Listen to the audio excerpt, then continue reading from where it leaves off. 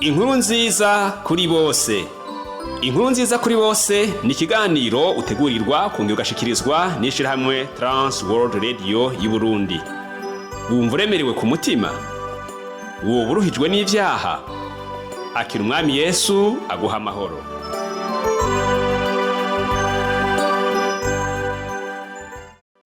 Nshuti mugenzi munywanyi w'ibiganiro by'ishirahamwe Trans World Radio y'u Burundi, muvukanyi munywanyi w'ikiganiro inkuru nziza kuri bose, Michel Ntamubano ndakuramukije kandi mpimbawe cane nuko ntewe iteka ryo kongera guhurira nawe hano kuri no samirizi ya Republika y'u Burundi ku murongo wa mbere kugira ngo dusangire amajambo y'Imana.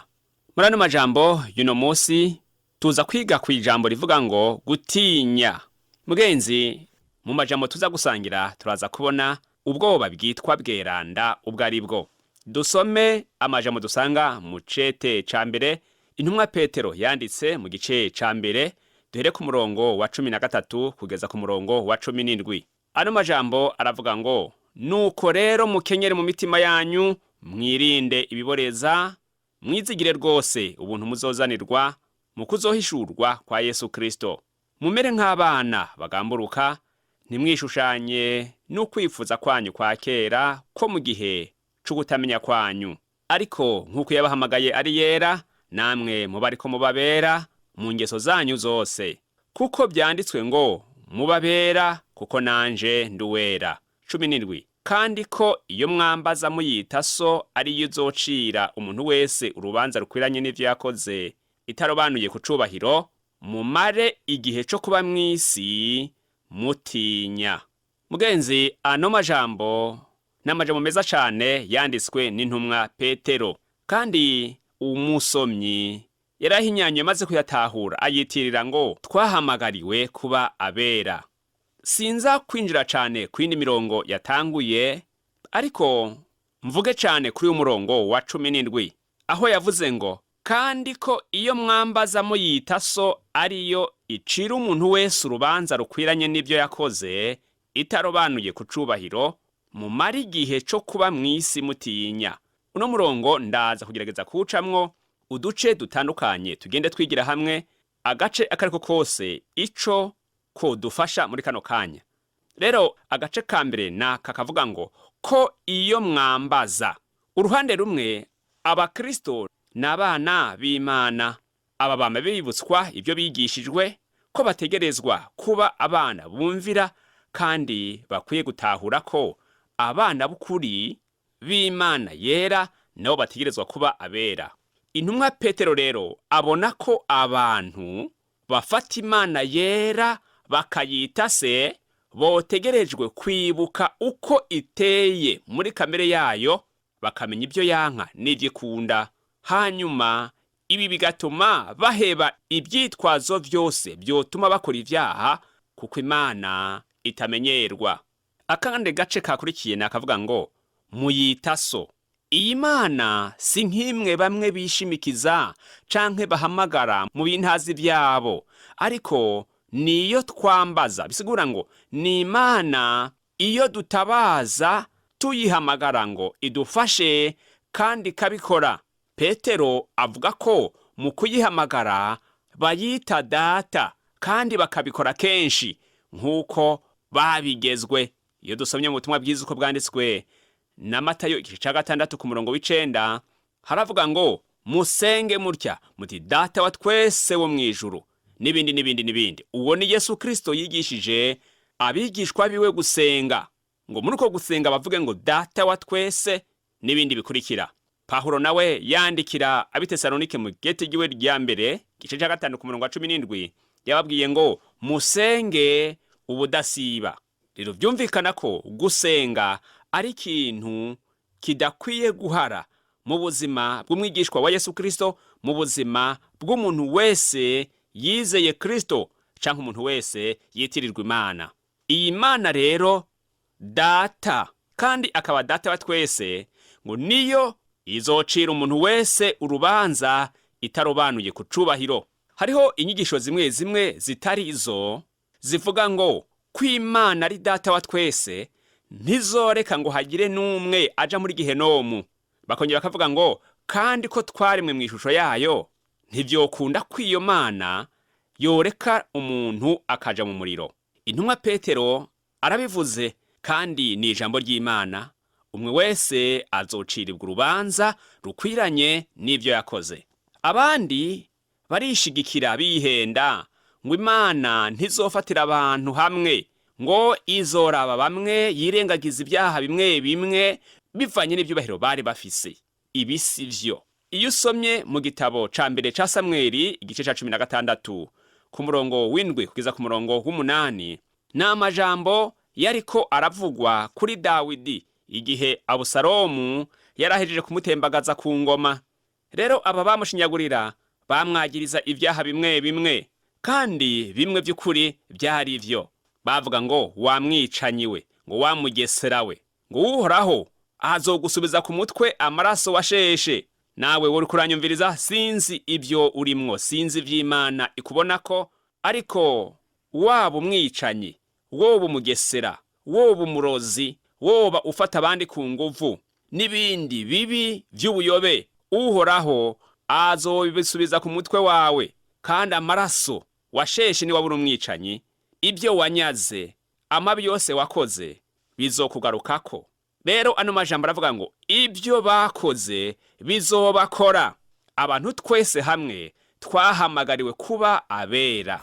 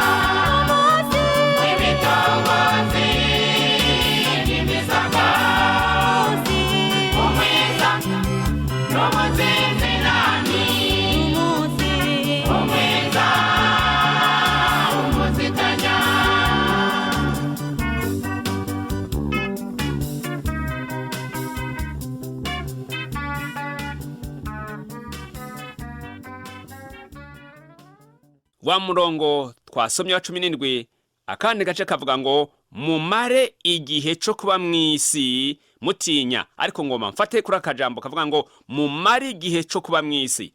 Aya majambo asigura ikiringo umuntu amara ahantu, haba mu ntara canke mu gihugu atavukiyemwo canke ico adakunda kuraramo kenshi.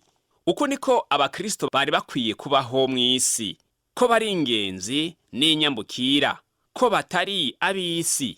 Turiko tugica ko tugenda tugana imuhira kwa data mu gihugu co mw'ijuru, ahari amazu Kristo yagiye kudutegurira, ayo nayo yubatswe n'Imana Data wa twese.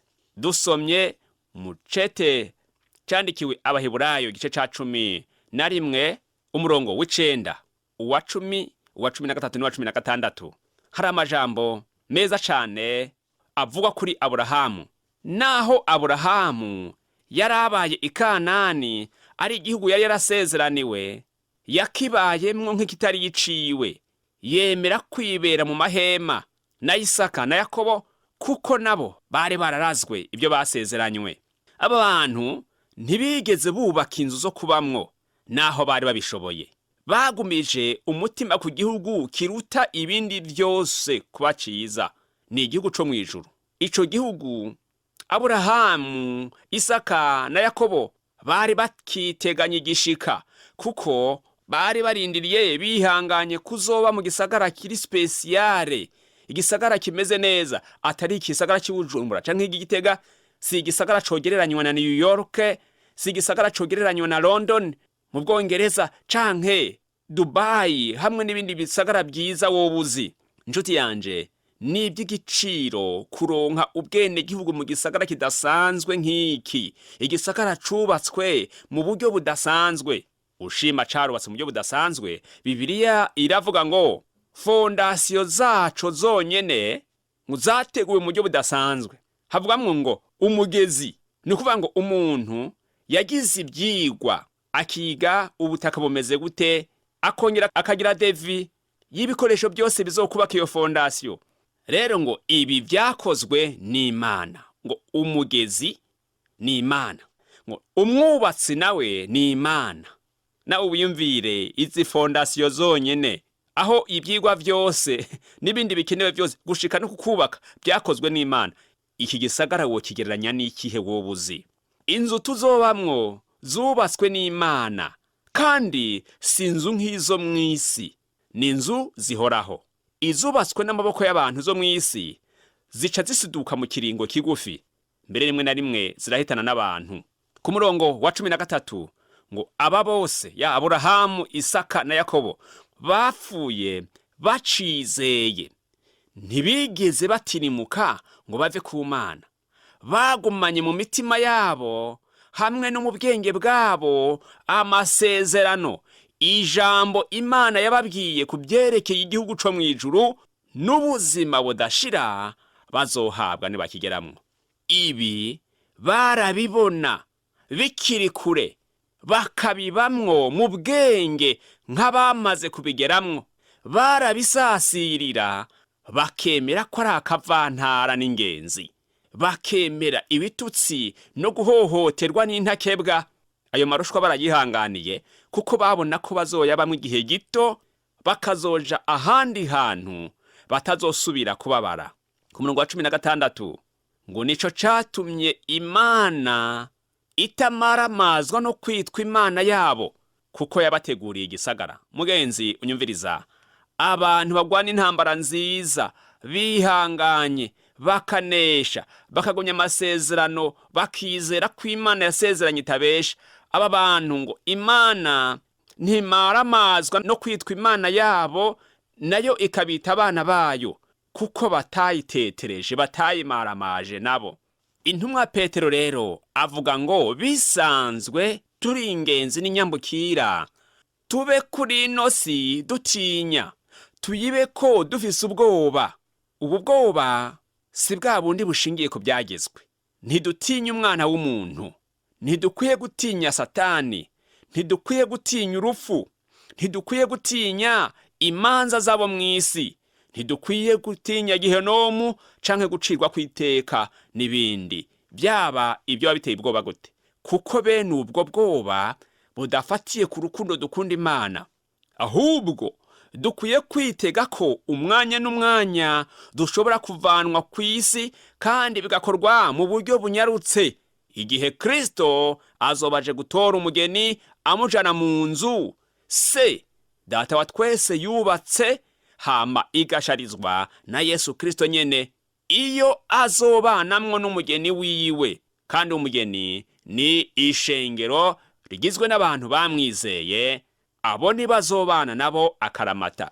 Ubwoba buvugwa nubwo dukwiye kugira imbere y'Imana, ubwoba bukomoka ku buntu bwayo.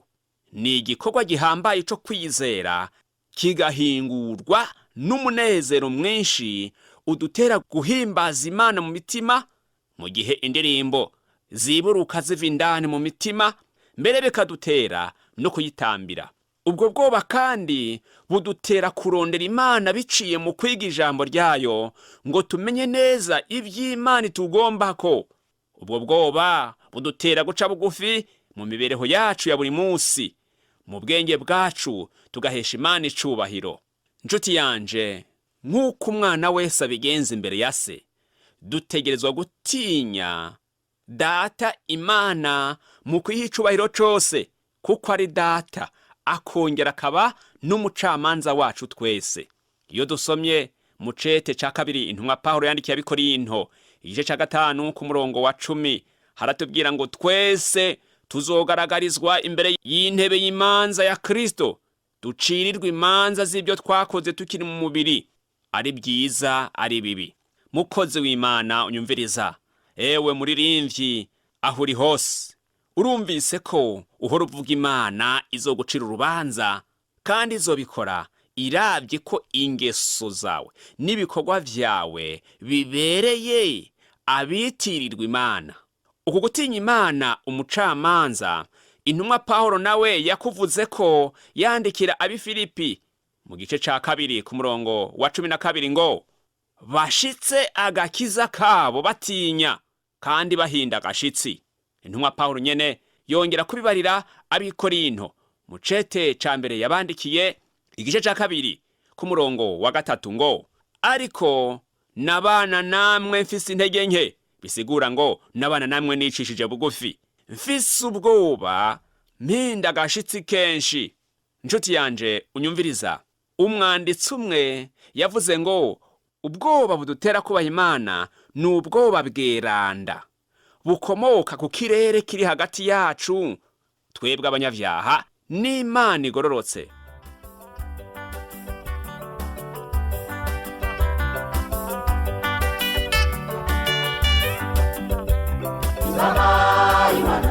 Nzamba igirivuge abeze yose tugira tutahiri wacu mwijuru, aho tutazongera kubabara, tuzobana n'Umwami ibihe byose. Nzamba igirivuge abeze yose tugira tutahiri wacu mwijuru, tutazongera kubabara, tuzabana n'Umwami ibihe byose. Nakubwira we wa mubeshi, ihane. Nakubwira wa musambanyi, ihane. Nakubwira bakora icyaha mwese, mwihane icyaha byanyu umwanya ukiboneka, mwihane icyaha byanyu umwanya ukiboneka. Nakubwira we wa mubeshi, ihane. Nakubwira wa musambanyi, ihane. Nakubwira bakora icyaha mwese, mwihane icyaha byanyu umwanya ukiboneka, mwihane icyaha byanyu umwanya ukiboneka.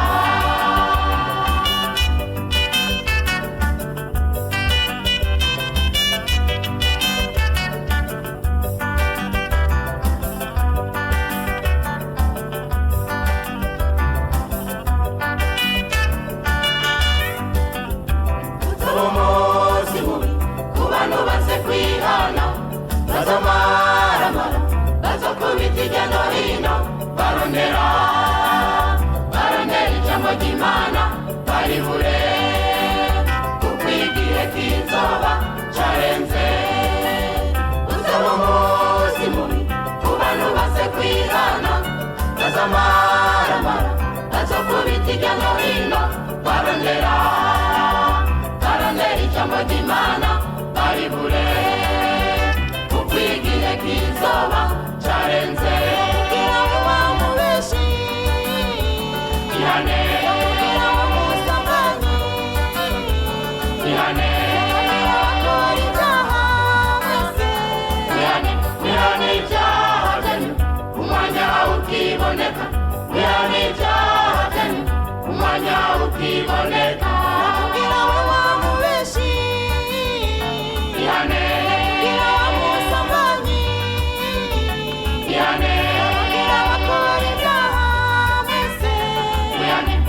mwihana ibyaha byanyu umwanya ukiboneka mwihana ibyaha byanyu umwanya ukiboneka.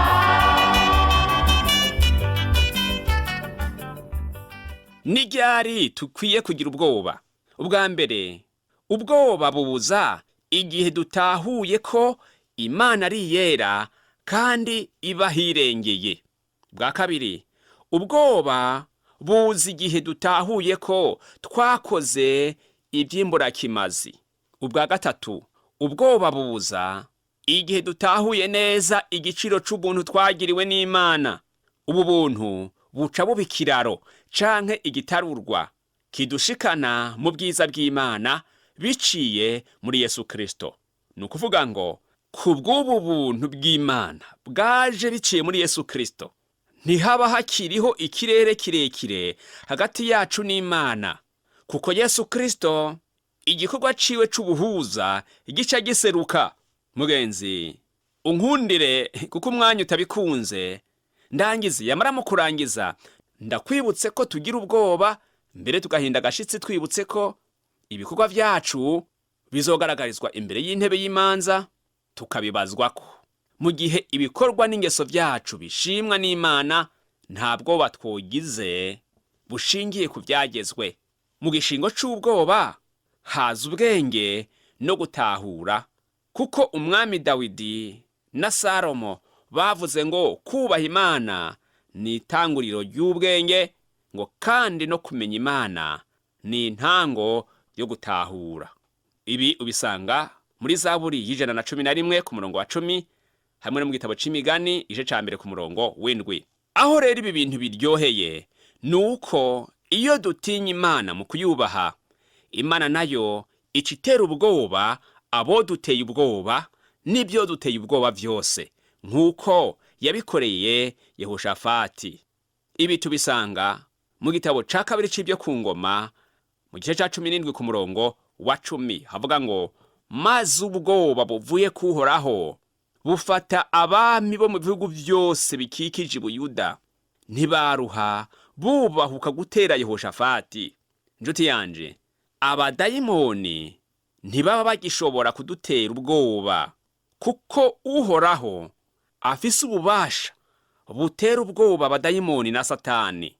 Muri twe haba hari ubushobozi butera ubwoba abadayimoni, bukadubashisha kubasambura no gusambura ibikorwa byose bya Satani. Ubutaha tuzigira hamwe ibijanye n'ingene imanza zizocibwa na Yesu Kristo. Dusenge. Mana data wa twese uri mu ijuru, ndagukengurukiye cane kubw'aya majambo waduhaye. Ndagushimiye n'uyu mwene data watumiriye kunyumviriza.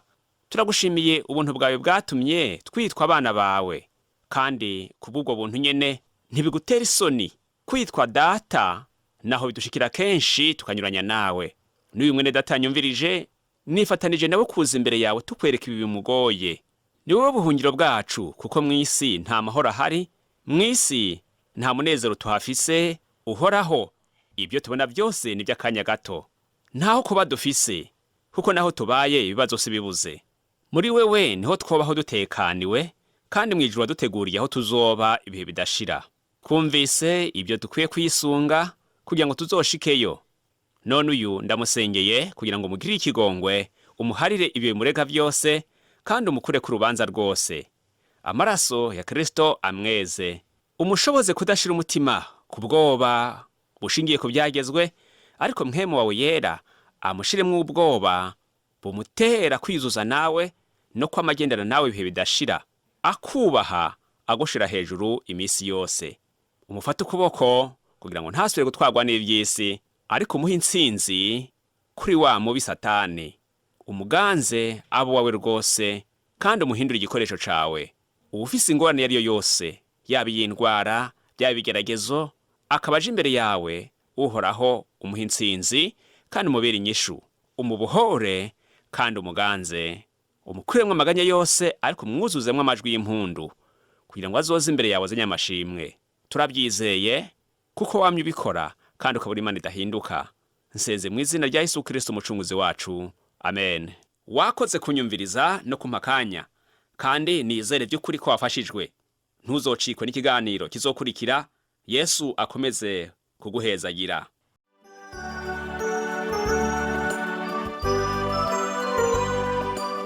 Ico cari ikiganiro inkuru nziza kuri bose. Ushaka kugishigikira, kutwunganira canke ufise ikibazo, twakure canke urungwe ku butumwa bugufi na Whatsapp kuri iyi nimero ikurikira: 69 720 767. Turonderere kuri Facebook ni TWR Burundi. Ushobora no kutwandikira kuri email yitwa twrburundi@gmail.com. Ushobora no kutwakura kuri nimero 22 24 26 57 ku masaha y'akazi. Imana iguhezagire.